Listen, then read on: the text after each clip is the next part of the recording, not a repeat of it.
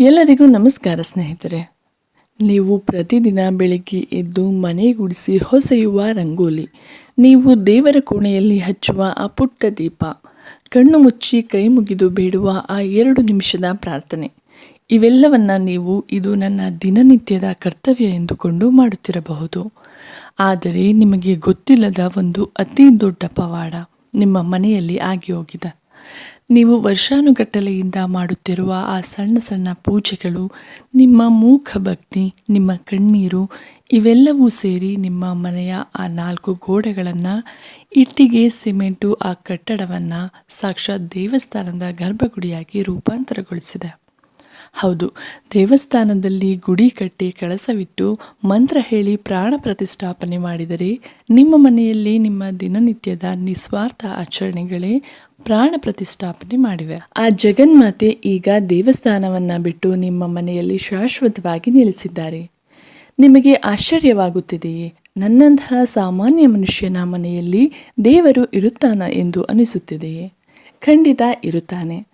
ಇಂದಿನ ಈ ಅತ್ಯಂತ ವಿಶೇಷವಾದ ಮತ್ತು ನಿಮ್ಮ ಮನಸ್ಸಿಗೆ ಅಗಾಧವಾದ ನೆಮ್ಮದಿಯನ್ನು ನೀಡುವ ವಿಡಿಯೋದಲ್ಲಿ ನಿಮ್ಮ ಮನೆ ಈಗ ಸಾಮಾನ್ಯ ಮನೆಯಾಗಿ ಉಳಿದಿಲ್ಲ, ಅದು ಜೀವಂತ ದೇವಾಲಯವಾಗಿ ಬದಲಾಗಿದೆ ಎಂದು ಸಾರುವ ಆ 7 ದೈವಿಕ ಲಕ್ಷಣಗಳು ಯಾವುವು ಎಂಬುದನ್ನು ಅತ್ಯಂತ ಸರಳವಾಗಿ ತಿಳಿಸಲಿದ್ದೇನೆ. ವಿಶೇಷವೆಂದರೆ ಈ ಪ್ರತಿಯೊಂದು ಲಕ್ಷಣವು ನೀವು ಪ್ರತಿದಿನ ಮಾಡುತ್ತಿರುವ ಒಂದೊಂದು ಪೂಜೆಯ, ಒಂದೊಂದು ಆಚರಣೆಯ ನೇರವಾದ ಪ್ರತಿಫಲವಾಗಿದೆ. ಈ 7 ಲಕ್ಷಣಗಳಲ್ಲಿ ನಿಮ್ಮ ಮನೆಯಲ್ಲಿ ಯಾವೆಲ್ಲ ಲಕ್ಷಣಗಳಿವೆ ಎಂದು ಹೆಮ್ಮೆಯಿಂದ ಪರಿಶೀಲಿಸಿಕೊಳ್ಳಿ. ನಿಮ್ಮ ಮನೆಯನ್ನು ದೇವಸ್ಥಾನವನ್ನಾಗಿ ಮಾಡಿದ ಆ ಪರಮಾತ್ಮನಿಗೆ ಕೃತಜ್ಞತೆಯನ್ನು ಸಲ್ಲಿಸಲು ಕಾಮೆಂಟ್ನಲ್ಲಿ ತಪ್ಪದೆ ಓಂ ನಮೋ ಭಗವತೆ ವಾಸುದೇವಾಯ ಅಥವಾ ನಿಮ್ಮ ಇಷ್ಟದ ದೈವದ ಹೆಸರನ್ನು ಬರೆದು ಭಕ್ತಿಯಿಂದ ನಮಸ್ಕರಿಸಿ. ಮೊದಲನೆಯ ಲಕ್ಷಣ, ದೀಪದ ಜ್ವಾಲೆಯಲ್ಲಿನ ಅಗಾಧವಾದ ಸ್ಥಿರತೆ. ನೀವು ಪ್ರತಿದಿನ ದೇವರ ಮುಂದೆ ಎಣ್ಣೆ ಅಥವಾ ತುಪ್ಪವನ್ನು ಹಾಕಿ ದೀಪವನ್ನು ಹಚ್ಚುತ್ತೀರಲ್ಲವೇ? ಒಮ್ಮೆ ಆ ದೀಪದ ಬೆಂಕಿಯನ್ನು, ಆ ಜ್ವಾಲೆಯನ್ನು ಸೂಕ್ಷ್ಮವಾಗಿ ಕಣ್ಣು ಮಿಟುಕಿಸದೆ ಗಮನಿಸಿ. ಸಾಮಾನ್ಯವಾಗಿ ಫ್ಯಾನ್ ಹಾಕಿದಾಗ ಅಥವಾ ಯಾರಾದರೂ ಓಡಾಡಿದಾಗ ಗಾಳಿ ಬಂದು ದೀಪದ ಜ್ವಾಲೆ ಅತ್ತಿತ್ತ ವಾಲುತ್ತದೆ, ನಲುಗುತ್ತದೆ. ಕೆಲವೊಮ್ಮೆ ಆರಿ ಹೋಗುವ ಭಯವೂ ಇರುತ್ತದೆ. ಆದರೆ ಯಾವ ಮನೆಯು ನಿಮ್ಮ ನಿರಂತರ ಪೂಜೆಯಿಂದ ಪವಿತ್ರಗೊಂಡಿರುತ್ತದೆಯೋ ಅಲ್ಲಿ ದೀಪದ ಜ್ವಾಲೆಯು ಒಂದು ವಿಶಿಷ್ಟವಾದ, ವಿವರಿಸಲಾಗದ ಪ್ರಶಾಂತತೆಯನ್ನು ಹೊಂದಿರುತ್ತದೆ. ಫ್ಯಾನ್, ಗಾಳಿ ಇದ್ದರೂ, ಮಕ್ಕಳು ಓಡಾಡುತ್ತಿದ್ದರೂ ಆ ಬೆಂಕಿ ಹೆಚ್ಚಾಗಿ ನಡುಗುವುದಿಲ್ಲ. ಅದು ಗಾಳಿಯಲ್ಲಿ ಆಡುವುದನ್ನು ಬಿಟ್ಟು ಒಂದು ಚಿನ್ನದ ಸೂಜಿಯಂತೆ ನೇರವಾಗಿ ಮೇಲಕ್ಕೆ ಮುಖ ಮಾಡಿ ಅತ್ಯಂತ ಸ್ಥಿರವಾಗಿ ಉರಿಯುತ್ತದೆ. ಇದನ್ನು ಶಾಸ್ತ್ರಗಳಲ್ಲಿ ಊರ್ಧ್ವಮುಖಿ ಜ್ವಾಲೆ ಎನ್ನುತ್ತಾರೆ. ಇದು ಕೇವಲ ಬೆಂಕಿಯಲ್ಲ, ಇದು ಮನೆಯಲ್ಲಿರುವ ಸಾತ್ವಿಕ ಶಕ್ತಿಯ ಅತಿ ದೊಡ್ಡ ಭೌತಿಕ ಸಾಕ್ಷಿ. ದೀಪವು ಬ್ರಹ್ಮಾಂಡದ ಶಕ್ತಿಯ ಸಂಕೇತ. ಆ ಜ್ವಾಲೆ ಅಷ್ಟು ನೇರವಾಗಿ, ಸ್ಥಿರವಾಗಿ ಉರಿಯುತ್ತಿದೆ ಎಂದರೆ ನಿಮ್ಮ ಮನೆಯ ವಾತಾವರಣದಲ್ಲಿ ಯಾವುದೇ ಕೆಟ್ಟ ಶಕ್ತಿಗಳಿಲ್ಲ, ದುಷ್ಟ ತರಂಗಗಳಿಲ್ಲ ಎಂದರ್ಥ. ನೀವು ದಿನನಿತ್ಯ ಹೇಳುವ ದೇವರ ನಾಮ, ನೀವು ಬೆಳಗುವ ಕರ್ಪೂರದ ಆರತಿ ಮನೆಯ ಗಾಳಿಯನ್ನು ಇಷ್ಟು ಶುದ್ಧಗೊಳಿಸಿದೆ ಎಂದರೆ ಸಾಕ್ಷಾತ್ ಅಗ್ನಿದೇವನೇ ಅಲ್ಲಿ ಯಾವುದೇ ಭಯವಿಲ್ಲದೆ ಪ್ರಶಾಂತವಾಗಿ ಧ್ಯಾನಕ್ಕೆ ಕುಳಿತಿದ್ದಾನೆ. ನಿಮ್ಮ ಭಕ್ತಿಯೇ ಆ ಜ್ವಾಲೆಗೆ ಕವಚವಾಗಿದೆ. ಎರಡನೆಯ ಲಕ್ಷಣ, ಅಡುಗೆ ಮನೆಯ ಅನ್ನವು ದೇವಸ್ಥಾನದ ಪ್ರಸಾದದ ರುಚಿ ಪಡೆಯುವುದು. ಇದು ಬಹುತೇಕ ಗೃಹಿಣಿಯರಿಗೆ ಅಡುಗೆ ಮನೆಯಲ್ಲೇ ಬೆವರು ಸುರಿಸುವ ಪ್ರತಿಯೊಂದು ತಾಯಿಗೂ ಖುದ್ದಾಗಿ ಅನುಭವಕ್ಕೆ ಬಂದಿರುತ್ತದೆ. ನೀವು ಬೆಳಗ್ಗೆ ಗಡಿಬಿಡಿಯಲ್ಲಿ ಮಕ್ಕಳ ಲಂಚ್ ಬಾಕ್ಸ್ಗೆಂದು ಮನೆಯಲ್ಲಿ ಮಾಡುವ ಅಡುಗೆ ಕೇವಲ ಸಾಧಾರಣವಾದ ಬೇಳೆ ಸಾರು ಅಥವಾ ಅನ್ನ ಪಲ್ಯವಾಗಿರಬಹುದು. ಅದರಲ್ಲಿ ನೀವು ಯಾವ ವಿಶೇಷವಾದ ದುಬಾರಿ ಮಸಾಲೆಗಳನ್ನು ಹಾಕಿರುವುದಿಲ್ಲ.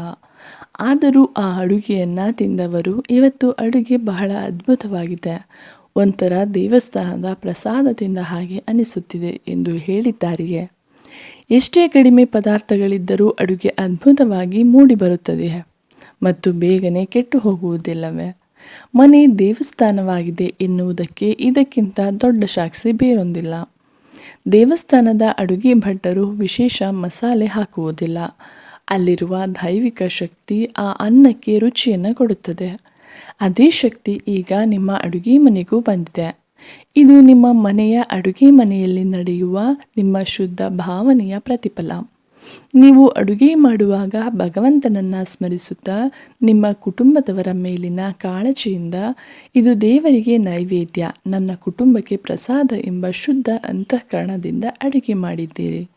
ಆ ಶುದ್ಧತೆಯೇ ಸಾಕ್ಷಾತ್ ಅನ್ನಪೂರ್ಣೇಶ್ವರಿಯನ್ನು ನಿಮ್ಮ ಅಡುಗೆ ಮನೆಯಲ್ಲಿ ಶಾಶ್ವತವಾಗಿ ಕೂರಿಸಿದೆ. ನಿಮ್ಮ ಕೈಯಿಂದ ಬರುವ ಪ್ರತಿಯೊಂದು ತುತ್ತು ಈಗ ದೈವಿಕ ಅಮೃತ. ಮೂರನೆಯ ಲಕ್ಷಣ, ದೇವರಿಗೆ ಇಟ್ಟ ಹೂವುಗಳು ಬಾಡದೆಯೇ ದೀರ್ಘಕಾಲ ಜೀವಂತವಾಗಿರುವುದು. ನೀವು ಬೆಳಗ್ಗೆ ದೇವರ ಪೂಜೆಗೆಂದು ನಿಮ್ಮ ಕೈಯಾರೆ ಕಟ್ಟಿದ ಮಲ್ಲಿಗೆ ಅಥವಾ ಆಸೆಯಿಂದ ತಂದು ದೇವರಿಗೆ ಮುಡಿಸಿದ ಗುಲಾಬಿ, ಸೇವಂತಿಗೆ ಹೂವುಗಳನ್ನು ಒಮ್ಮೆ ಗಮನಿಸಿ. ಸಾಮಾನ್ಯವಾಗಿ ಹೂವುಗಳನ್ನು ಗಿಡದಿಂದ ಕಿತ್ತ ಕೆಲವು ಗಂಟೆಗಳಲ್ಲಿಯೇ ಅವು ಬಾಡಲು ಶುರುವಾಗುತ್ತವೆ. ಅದರಲ್ಲೂ ಕತ್ತಲಲ್ಲಿ ಮುಚ್ಚಿದ ಕೋಣೆಯಲ್ಲಿ ಬೇಗನೆ ಕಮರಿ ಹೋಗುತ್ತವೆ. ಆದರೆ ನೀವು ಬೆಳಗ್ಗೆ ದೇವರಿಗೆ ಇಟ್ಟ ತಾಜಾ ಹೂವುಗಳು ಮಾರನೆಯ ದಿನ ಬೆಳಗ್ಗೆ ಹಳೆಯ ಹೂವನ್ನು ತೆಗೆಯುವಾಗಲೂ ಬಾಡದೆ ಕಪ್ಪಾಗದೆ ಈಗ ತಾನೇ ಕಿತ್ತು ತಂದಂತೆ ಅತ್ಯಂತ ಮೃದುವಾಗಿ ತಾಜವಾಗಿ ಕಳಕಳಿಸುತ್ತಿರುತ್ತವೆ. ಇದು ನಿಮ್ಮ ಮನೆಯಲ್ಲಿರುವ ಪ್ರಾಣಶಕ್ತಿ ಅತ್ಯುನ್ನತ ಮಟ್ಟದಲ್ಲಿದೆ ಎಂದರ್ಥ. ನೀವು ದೇವರ ವಿಗ್ರಹಗಳನ್ನು ಪ್ರೀತಿಯಿಂದ ಒರೆಸಿ ಅತ್ಯಂತ ಭಕ್ತಿಯಿಂದ ಹೂ ಮುಡಿಸುತ್ತೀರಲ್ಲವೇ? ಆ ಕಲ್ಲಿನ ಮೂರ್ತಿಯಲ್ಲಾದರೂ ಅಥವಾ ಕಾಗದದ ಫೋಟೋದಲ್ಲಿಯಾದರೂ ನೀವು ದೇವರನ್ನು ಕಂಡ ನಿಮ್ಮ ಆ ಭಾವವೇ ಆ ನಿರ್ಜೀವ ವಿಗ್ರಹಕ್ಕೆ ಜೀವವನ್ನು ತುಂಬಿದೆ. ಆ ಮೂರ್ತಿಯಲ್ಲಿ ಈಗ ಜೀವಂತಿಕೆ ಬಂದಿದೆ. ಆ ಮೂರ್ತಿಯಿಂದ ಹೊರಹೊಮ್ಮುತ್ತಿರುವ ದೈವಿಕ ಉಷ್ಣತೆಯು ತನ್ನ ಮೇಲಿರುವ ಹೂವುಗಳನ್ನು ಬಾಡದಂತೆ ರಕ್ಷಿಸುತ್ತಿದೆ. ನಿಮ್ಮ ಭಕ್ತಿ ಆ ಹೂವಿನ ಆಯಸ್ಸನ್ನೇ ಹೆಚ್ಚಿಸಿದೆ. ನಾಲ್ಕನೆಯ ಲಕ್ಷಣ, ಮನೆಯ ಎಲೆಕ್ಟ್ರಾನಿಕ್ ಮತ್ತು ಭೌತಿಕ ವಸ್ತುಗಳು ಕೆಟ್ಟು ಹೋಗದೇ ಇರುವುದು. ಇದು ಕೇಳಲು ಸ್ವಲ್ಪ ವಿಚಿತ್ರ ಎನಿಸಬಹುದು, ಆದರೆ ಇದು ಮನೆ ದೇವಸ್ಥಾನವಾಗಿ ಬದಲಾಗಿರುವುದನ್ನು ಸೂಚಿಸುವ ಅತ್ಯಂತ ವಾಸ್ತವಿಕವಾದ ಸತ್ಯ. ಕೆಲವು ಮನೆಗಳಲ್ಲಿ ನೋಡಿ, ವಾಸ್ತು ಸರಿ ಇಲ್ಲದಿದ್ದರೆ ಅಥವಾ ಮನೆಯಲ್ಲಿ ನಕಾರಾತ್ಮಕ ಶಕ್ತಿ ತುಂಬಿದ್ದರೆ ಅಲ್ಲಿ ಸದಾಕಾಲ ಗಾಜಿನ ವಸ್ತುಗಳು ಒಳೆಯುತ್ತಿರುತ್ತವೆ, ಮಿಕ್ಸಿ ಟಿವಿಗಳು ಸುಟ್ಟು ಹೋಗುತ್ತವೆ, ನೀರಿನ ಪೈಪ್ಗಳು ಒಡೆದು ಸೋರುತ್ತಿರುತ್ತವೆ, ಪದೇ ಪದೇ ವಿನಾಕಾರಣ ರಿಪೇರಿ ಖರ್ಚುಗಳು ಬರುತ್ತಲೇ ಇರುತ್ತವೆ. ಜೊತೆಗೆ ಮನೆಯಲ್ಲಿ ಸದಾ ಗಂಡ ಹೆಂಡತಿಯ ಕಿರುಚಾಟ ಜಗಳಗಳಿರುತ್ತವೆ. ಆದರೆ ನಿಮ್ಮ ಮನೆಯಲ್ಲಿ ಎಲೆಕ್ಟ್ರಾನಿಕ್ ವಸ್ತುಗಳು, ಗಾಜಿನ ವಸ್ತುಗಳು ಆಶ್ಚರ್ಯಕರವಾಗಿ ಬಹಳ ವರ್ಷಗಳವರೆಗೆ ಕೆಡದೆ ಬಾಳಿಕೆ ಬರುತ್ತಿವೆಯೇ? ಮನೆಯ ವಾತಾವರಣವು ಜಗಳಗಳಿಲ್ಲದೆ ಅತ್ಯಂತ ಪ್ರಶಾಂತವಾಗಿದೆಯೇ? ಇದು ನೀವು ಪ್ರತಿದಿನ ಮನೆಯಲ್ಲಿ ಹಚ್ಚುವ ಧೂಪ, ಕರ್ಪೂರ ಮತ್ತು ನೀವು ಮಾಡುವ ಶಾಂತವಾದ ಪೂಜೆಯ ಫಲ. ನಮ್ಮ ಜ್ಯೋತಿಷ್ಯದ ಪ್ರಕಾರ ಯಂತ್ರಗಳು ರಾಹು ಮತ್ತು ಮಂಗಳನಿಗೆ ಸಂಬಂಧಿಸಿದವು. ಆದರೆ ನಿಮ್ಮ ಪೂಜೆಯು ಮನೆಯಲ್ಲಿರುವ ಈ ಉಗ್ರವಾದ ನಕಾರಾತ್ಮಕ ಶಕ್ತಿಗಳನ್ನು ಸಂಪೂರ್ಣವಾಗಿ ತಣ್ಣಗಾಗಿಸಿದೆ. ಆ ಗೋಡೆಗಳು ಮನೆಯ ಸದಸ್ಯರ ಕೋಪವನ್ನು ಹೀರಿಕೊಳ್ಳುತ್ತಿವೆ. ನಿಮ್ಮ ಮನೆಯ ಸಾತ್ವಿಕ ಶಕ್ತಿಯ ಮನುಷ್ಯರಿಗೆ ಮಾತ್ರವಲ್ಲ, ನಿರ್ಜೀವ ವಸ್ತುಗಳಿಗೂ ರಕ್ಷಣೆ ನೀಡುತ್ತವೆ. ಇನ್ನು ಐದನೆಯ ಲಕ್ಷಣ, ಮನೆಗೆ ಬರುವವರ ಮುಖದಲ್ಲಿ ಅರಳುವ ಸಹಜ ಭಕ್ತಿ. ನಿಮ್ಮ ಮನೆ ದೇವಸ್ಥಾನವಾಗಿದೆ ಎನ್ನುವುದನ್ನು ನೀವು ಹೇಳಬೇಕಾಗಿಲ್ಲ. ಮನೆಗೆ ಬರುವ ನೆಂಟರು, ಅತಿಥಿಗಳ ವರ್ತನೆಯೇ ಅದನ್ನು ಸಾಬೀತುಪಡಿಸುತ್ತದೆ. ನಿಮ್ಮ ಮನೆಗೆ ಕಾಲಿಟ್ಟ ತಕ್ಷಣ ಹೊರಗಡೆ ಎಷ್ಟೇ ಗಟ್ಟಿಯಾಗಿ ಅಹಂಕಾರದಿಂದ ಮಾತನಾಡುತ್ತಿದ್ದ ವ್ಯಕ್ತಿಯು ಅರಿವಿಲ್ಲದೆಯೇ ತನ್ನ ಧ್ವನಿಯನ್ನು ತಗ್ಗಿಸುತ್ತಾನೆ. ಅವನ ಹೆಜ್ಜೆಗಳು ನಿಧಾನವಾಗುತ್ತವೆ. ಯಾರು ಹೇಳಿಕೊಡದಿದ್ದರೂ ದೇವಸ್ಥಾನದೊಳಗೆ ಹೋದಾಗ ಹೇಗೆ ಭಕ್ತಿ ಬರುತ್ತದೆಯೋ ಹಾಗೆ ನಿಮ್ಮ ಮನೆಯನ್ನು ಪ್ರವೇಶಿಸುವಾಗ ಅವರು ಗೌರವವನ್ನು ತೋರುತ್ತಾರೆ. ನಿಮ್ಮ ಮನೆಗೆ ಬಂದರೆ ವಾಪಸ್ ಹೋಗುವುದಕ್ಕೆ ಮನಸ್ಸೇ ಬರುವುದಿಲ್ಲ. ಒಂಥರ ಒಳ್ಳೆಯ ನಿದ್ದೆ ಬಂದು ಬಿಡುತ್ತದೆ. ಇಂತಹ ನೆಮ್ಮದಿ ಇದೆ ನಿಮ್ಮ ಮನೆಯಲ್ಲಿ ಎಂದು ಅವರು ಪದೇ ಪದೇ ಹೇಳುತ್ತಿದ್ದರೆ ಖಚಿತವಾಗಿ ನಂಬಿ, ನಿಮ್ಮ ಮನೆ ಸಾಕ್ಷಾತ್ ಸನ್ನಿಧಿ. ಇದು ನೀವು ನಿಮ್ಮ ಮನೆಯ ಹೊಸ್ತಿಲಿಗೆ ನೀಡುವ ಮರ್ಯಾದೆಯ ಫಲ. ನೀವು ಮುಂಜಾನೆ ಎದ್ದು ಮನೆಯ ಅಂಗಳಕ್ಕೆ ಹೊಸ್ತಿಲಿಗೆ ನೀರು ಹಾಕಿ ರಂಗೋಲಿಯನ್ನು ಬಿಡಿಸಿ ಅರಿಶಿನ ಕುಂಕುಮ ಇಟ್ಟು ಪೂಜಿಸುತ್ತೀರಲ್ಲವೇ? ಆ ಹೊಸ್ತಿಲಿನ ಪೂಜೆಯು ನಿಮ್ಮ ಮನೆಗೆ ಅತಿ ದೊಡ್ಡ ಲಕ್ಷ್ಮಣ ರೇಖೆಯನ್ನು ಎಳೆದು ಬಿಟ್ಟಿದೆ. ಆ ಹೊಸ್ತಿಲನ್ನು ದಾಟಿ ಬರುವ ಯಾವುದೇ ವ್ಯಕ್ತಿಯ ಕೆಟ್ಟ ದೃಷ್ಟಿ, ನಕಾರಾತ್ಮಕ ಆಲೋಚನೆಗಳು ಹೊಸ್ತಿಲಿನಿಂದ ಹೊರಗೆ ಸುಟ್ಟು ಹೋಗುತ್ತವೆ. ಒಳಗೆ ಬರುವಾಗ ಕೇವಲ ಶುದ್ಧ ಮನಸ್ಸು ಮಾತ್ರ ಪ್ರವೇಶಿಸುತ್ತದೆ. 6ನೆಯ ಲಕ್ಷಣ, ದೇವರ ವಿಗ್ರಹಗಳಲ್ಲಿ ಮೂಡುವ ಜೀವಂತ ತೇಜಸ್ಸು. ಇದು ಅತ್ಯಂತ ಸೂಕ್ಷ್ಮವಾದ ಮತ್ತು ಕಣ್ಣಂಚಲ್ಲಿ ನೀರು ತರಿಸುವಂತಹ ಅನುಭವ. ನೀವು ಪ್ರತಿದಿನ ಒರೆಸಿ ಪ್ರೀತಿಯಿಂದ ಪೂಜಿಸುವ ದೇವರ ಕೋಣೆಯ ವಿಗ್ರಹಗಳನ್ನು, ಫೋಟೋಗಳನ್ನು ಒಮ್ಮೆ ಸೂಕ್ಷ್ಮವಾಗಿ ಗಮನಿಸಿ.